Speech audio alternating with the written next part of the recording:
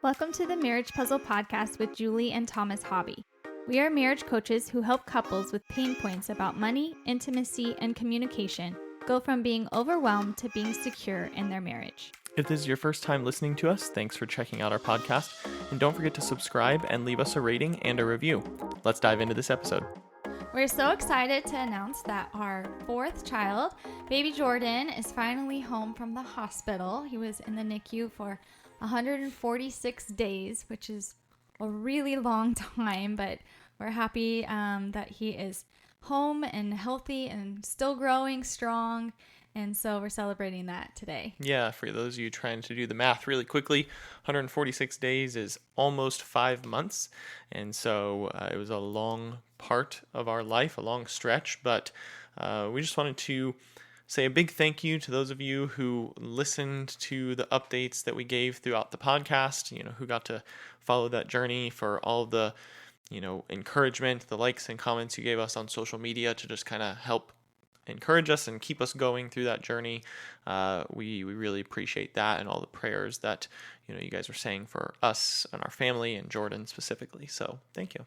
Yeah, absolutely. So that's why we want to do a whole episode of what the NICU taught us about marriage, because we learned a lot. And so even if the NICU is not your story or someone in the hospital for 5 months, it can still hopefully encourage you in your marriage, and how we try to stick it out through those really, really hard days. So if this is your first time listening, kind of Jordan's story started back in May, really, when my water broke I was 19 weeks pregnant.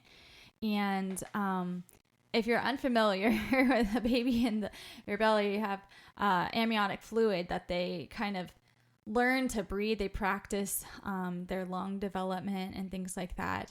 And so when that started going away, Jordan was stuck in there, and his lungs, he was diagnosed when he was born with chronic lung disease. And that has been his biggest fight. Mm-hmm. And so I was at home on bed rest after that, and then was admitted to the hospital on full-time bed rest, lived at the hospital when I was 23 weeks pregnant.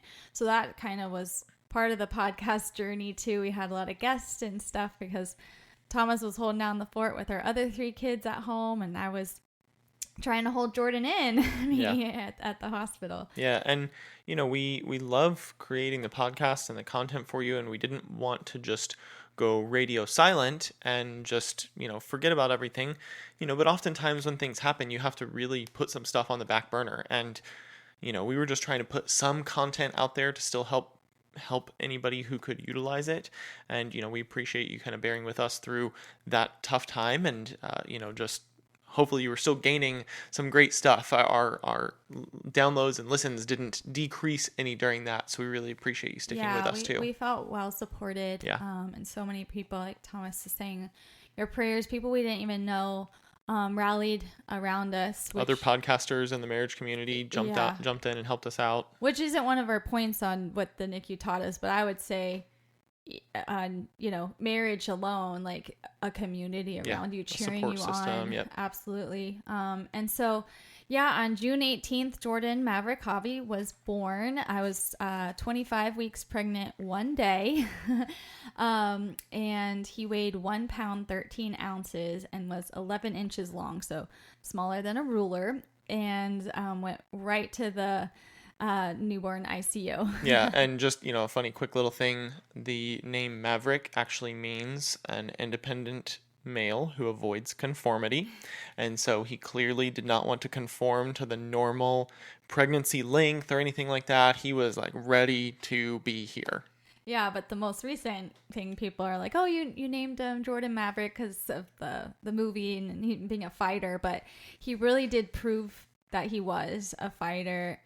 Even on the day that we were being discharged from the hospital this weekend, so many people, just the medical staff, were like, he's not supposed to be here. Like, he's not supposed to be alive. Really shouldn't be alive with the things he went through, because they said he was diagnosed with chronic lung disease. So he was actually on the ventilator for 75 days, which when I say that number, it's like a 75 out of 100, whatever. It's like 75 days is a long time that that was keeping him alive. And we didn't hear him cry for 75 days until that breathing tube came out. Well, and at this point, considering 146 days, when he came out, that's nearly half of his life that he was on the ventilator.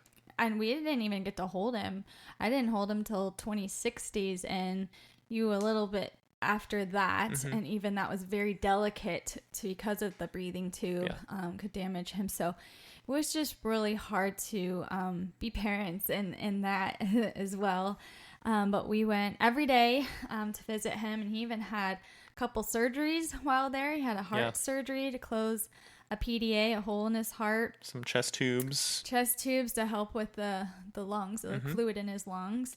He had up to 3 of those, and those are removed now.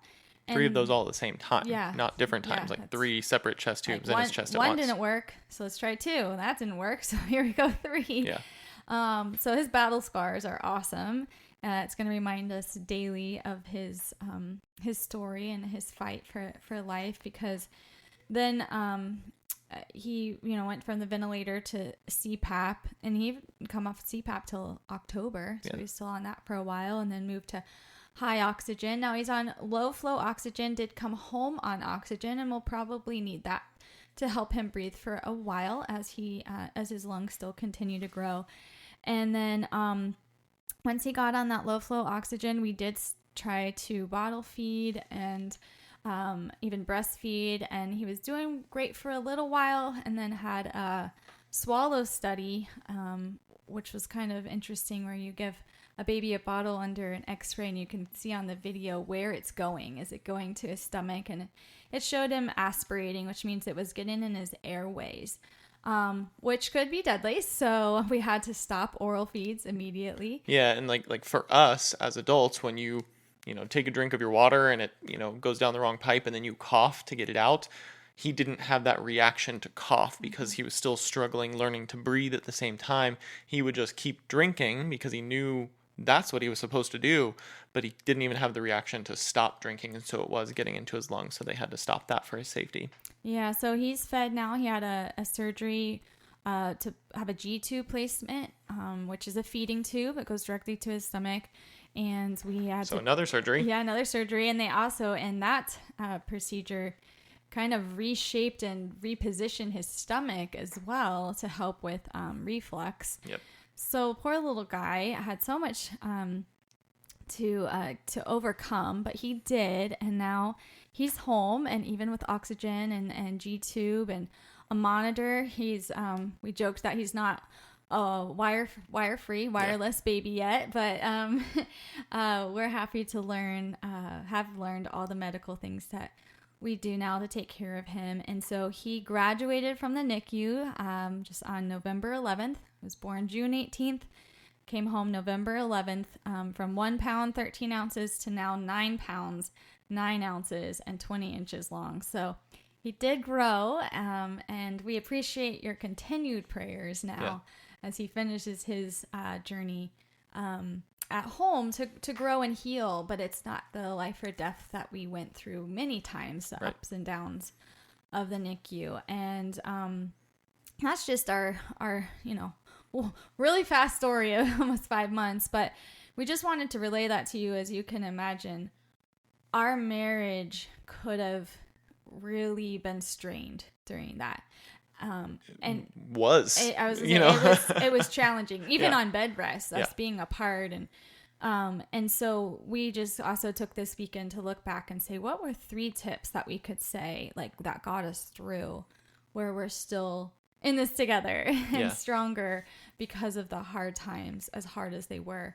And so, we have 3 quick tips here, hopefully that everyone can learn from as well. Yeah, now that you've listened to our, son's whole entire story so far, we're going to give you some quick tips and get you on your way.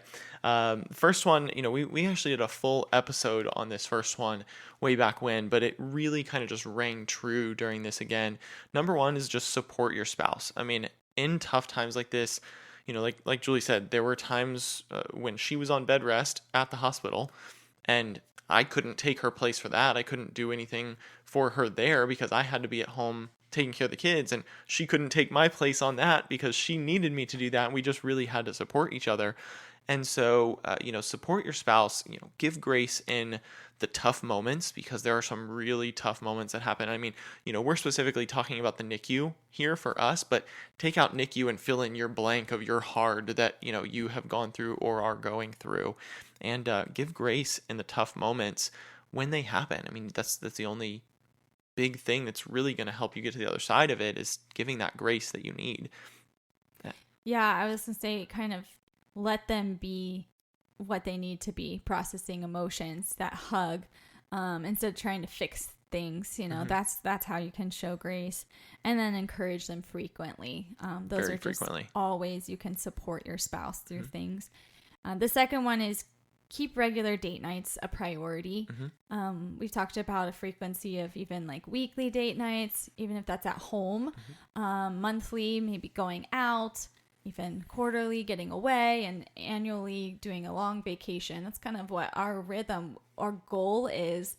And then you throw this in there, and it could have easily 5 months later been like, when was our last date night? And we did. I mean, our date nights definitely changed. We haven't had a very, maybe what you would call romantic dinner, dressy date night, whatever, or even fun activity, but we still were intentional to keep that weekly date night where we would get a sitter and we'd go to the hospital to see Jordan together. A lot of the times, though, we did one home with the kids and one at the hospital, and we would just like drive back and forth and take shifts. But we did keep a weekly rhythm of both of us going and have dinner or sit at his bedside, and we wouldn't talk about work or anything. We were intentional. There we go. About pouring into her marriage. And I think, like I said, it wasn't as glamorous as maybe we would have liked, but we kept it on the calendar. Yeah. We actually did have one romantic date during that time frame for our anniversary. Oh, yeah. We celebrated 16 years of marriage during this. And so we had...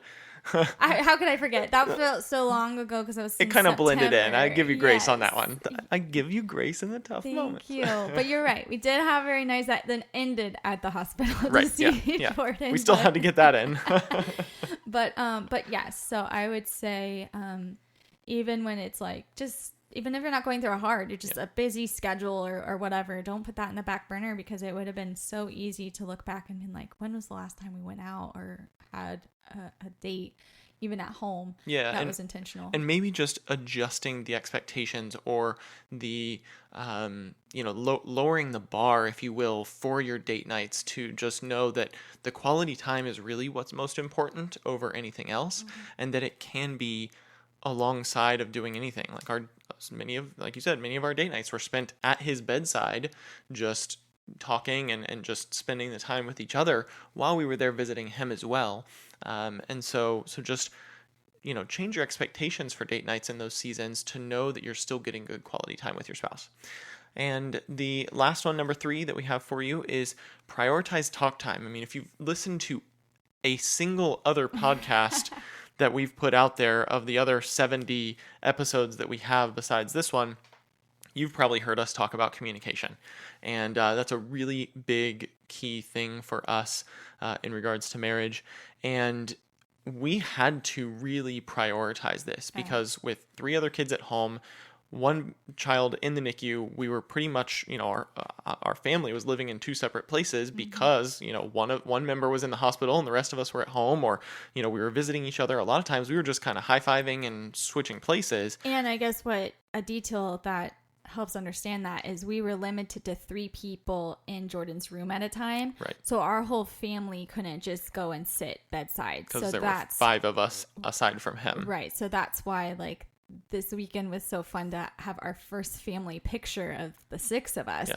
And that's why it was so challenging of the back and forth, because one of us had to watch the other kids and one of us had to take care of Jordan at different times. Yeah, when we finally got to bring him home, that was the first time all 6 of us were in the same room together after 146 days that he had been alive. So, so utilizing that talk time well is a big key of that. So you have to prioritize it to make sure that it happens. And so you have to sometimes think outside the box. So we had a lot of time driving back and forth to the hospital. And so when we were driving back and forth, we were pretty much only on the phone with each other during that time. Very few times were we not talking to each other.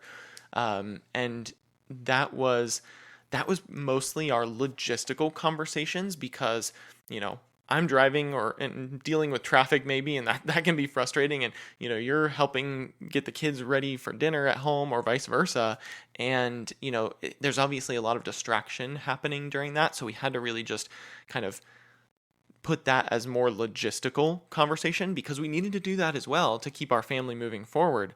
But then we also had to make sure that we prioritized alone, uninterrupted talk time. Yeah, we really prioritize our family. So if you have kids, that's good to prioritize like group family time. Mm-hmm. Make sure you're also prioritizing that one-on-one time outside of date nights to connect. But a practical tip then, if you're not, experiencing a hard time or hospital life like we were, you were talking about the drive time, but that was super, super nice. That one, turn off the radio. If we, if our schedules were different, we couldn't talk at the same time. We probably listened to an audiobook.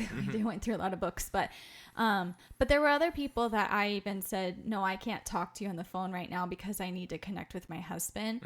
And so, in a practical tip, I was just thinking, like, if someone's driving home from work, is the other spouse available? Like, put, your headphones or whatever, your AirPods or whatever, while you're cooking dinner, whatever your life looks like, but utilize that drive time to then can you start saying like, how was your day? And even if, if I'm the one home cooking and the kids are running around, but Thomas gets to tell me about his day and I could listen, then, that kind of saves the time on the back end when you are home and we have dinner and bedtime routines. So just kind of think outside the box, or lunch breaks and things like that. When can you talk to your spouse to connect, even if it's over the phone, or driving together or whatever it is? Yeah, so during your hard season, just make sure that you're 1, supporting your spouse, 2, keeping regular date nights a priority in your marriage, and 3, prioritizing that talk time and making it the most efficient and effective that you can to make sure you're having that good communication with your spouse. Many of you know we do marriage coaching. We announce it at the top of every call or every podcast in our intro. We do marriage coaching calls. And we've obviously been limited on that. Like we said, we've had to put some things on the back burner. And, we just want to say thank you to our current clients that we have for sticking with us and being patient throughout the time that our availability has been limited. But if you've been interested in scheduling a time with us and you've noticed that we've had limited availability, that's why. So we'd love to just let you know and encourage you to go back and check out our website, marriagepuzzle.com, if you're interested in scheduling a free discovery call with us to possibly look into marriage coaching with us. We'd love to help you. And now that he is home, we'll have him on some of our calls as a little intern, kind of learning about this. And so, you can kind of get a chance to meet him as well if you're interested. But we'll have some more availability opening up for discovery calls and marriage coaching calls as well. So we would love to get in and chat with you. And as always, you can check us out on social media if you're not there already, at Marriage Puzzle, Facebook and Instagram. And we look forward to you joining us next week, where together we'll work on marriage, one puzzle piece at a time. See you later. See you later.